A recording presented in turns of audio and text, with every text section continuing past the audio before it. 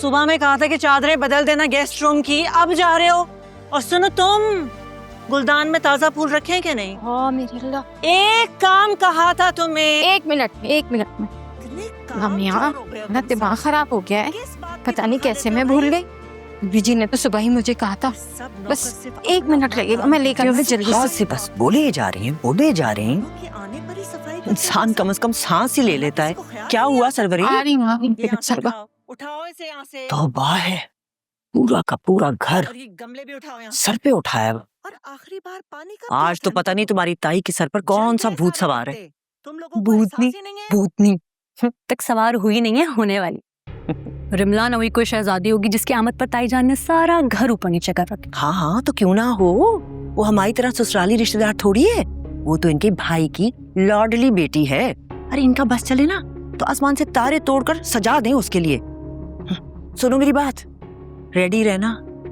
जैसे ही शामी उसे पिक करेगा ना एयरपोर्ट से, ये कहेंगे जाओ लाइन लगाओ दरवाजे के आगे इस्तकबाल के लिए। करना तो पड़ेगा ना, दिल चाहे ना चाहे। सरवरी कहाँ चली गई? सरवरी, सरवरी, खुदाया।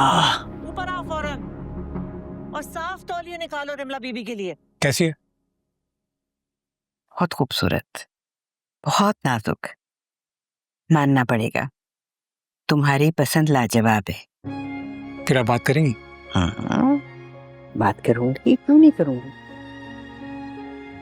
उसके लिए मेरे ऑन से बेहतर और कौन हो सकता है भला? अरे लो, वो लोग आप हैं।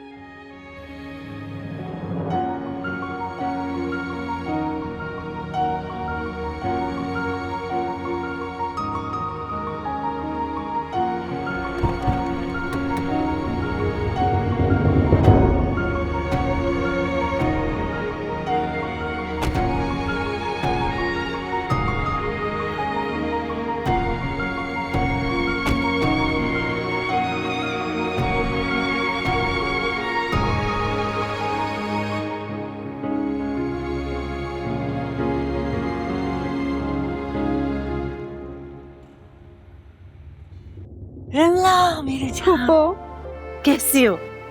ठीक, so good to see you. इतनी खुशी हो रही है। सफर कैसा था? बहुत अच्छा, को भी देख के बहुत खुशी हो रही है मुझे। अस्सलाम वालेकुम शम्सा आंटी, कैसी हैं? वालेकुम अस्सलाम, बिल्कुल ठीक। हेलो सोया, कैसी हो? आओ रिमला।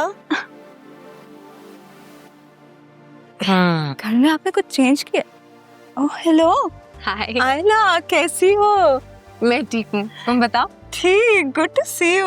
मैं सोच रही थी कि तुम कहाँ हो। सॉरी, वो मैं एक जरूरी काम कर रही थी। गेस्ट को रिसीव करने से भी ज्यादा जरूरी लगता है इस घर में सबसे बिजी तो फिर तुम हो। हाँ, ये तो माँ बाप की तरबियत में शामिल होता है ना, लेकिन हालात समझ भी पाए तब ना। चलो रिमला, तुम अपने कमरे में जाओ, थक गई होगी ना। और तुम्हारे फेवरेट सारे डिशेस बनवाए हैं मैंने। शामी से ऊपर इसके कमरे में लेके जाओ। चलो। मैं हाँ, मिलो मिलो, बेजान से मिलो। अस्सलाम वालेकुम। जीती रहो बेटा, जीती रहो। खैरियत से हो ना? अल्हम्दुलिल्लाह, आप कैसी हैं? बिल्कुल, अल्लाह का शुक्र है।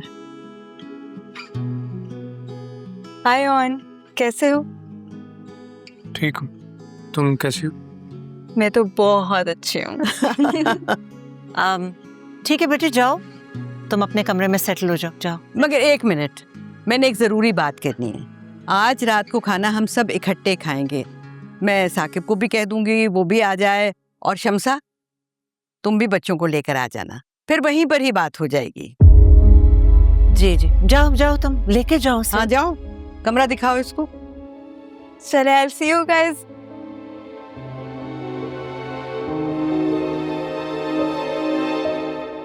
ये जो 2 कंपनीज हैं और ये वाली जो कंपनी है, हाँ, यहाँ से जो आपने यान खरीदा है इसकी प्राइसिंग देख लीजिए, वरना ऑडिट में बहुत बुरे फंसेंगे आप। जाइए, थैंक यू।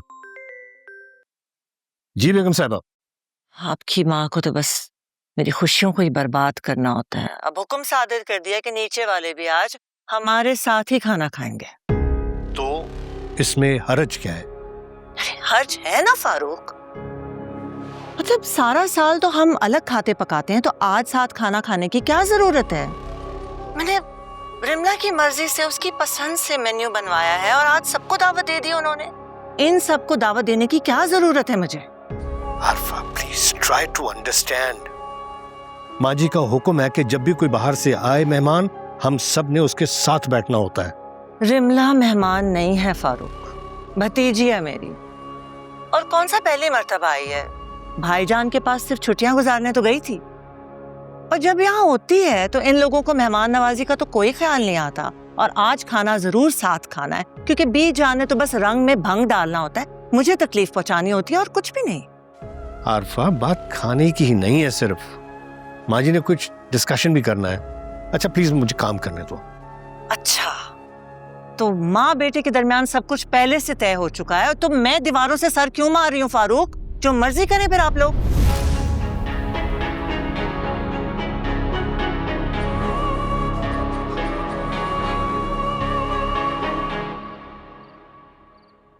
आज यूं सबको इकट्ठा बैठकर खाना खाते देखकर मुझे वो वक्त याद आ गया जब तुम्हारे अब्बा हयात थे। इसी तरह से रोजाना इकट्ठे बैठकर खाना खाते थे। बीजान, हम तो अभी भी साथ ही हैं। जिस तरह से तुम लोग रहते हो ना, इसको मिलकर रहना तो नहीं कह सकते, अलबत्ता एक ही घर में रहना कह सकते हैं। मिलकर रहने में और एक ही घर में रहने में बहुत फर्क होता है। और मुझे यूं लगता है कि तुम दोनों को जोड़ने के लिए बस एक ही तरीका है कि घर की बच्चियां जो हैं वो घर ही में ब्याह जाएं। और फारूक, मुझे इसी सिलसिले में तुमसे बात करनी थी कि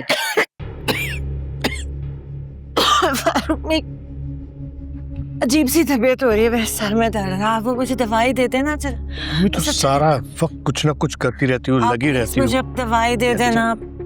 आप लोग खाना खाइए, मैंने दवाई देकर आता हूँ। अजीब सा मेरा सर घूम रहा है, हटाएं कुर्सी।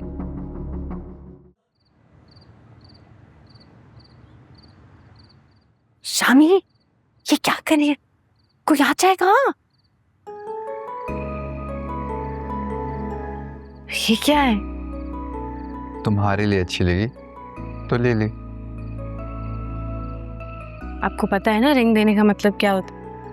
बिल्कुल, रिंग देने का ये मतलब होता है कि मैं ये हाथ सारी जिंदगी के लिए थामना चाहता हूँ। फिर तो ये रिंग मुझे ताई माँ को पहनानी चाहिए थी।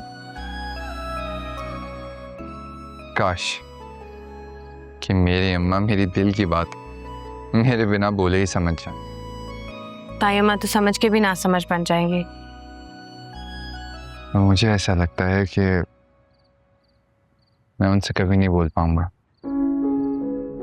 फिर ये रिंग आप प्लीज वापस ले लें। मैं चाहे कुछ भी हो जाए ये रिंग नहीं उतार देंगे। शामी, मैं अगर तुमने ये रिंग उतारी ना तो मैं मर जाऊंगा। शामी, ये कैसी बातें कर रहे हैं आप? मैं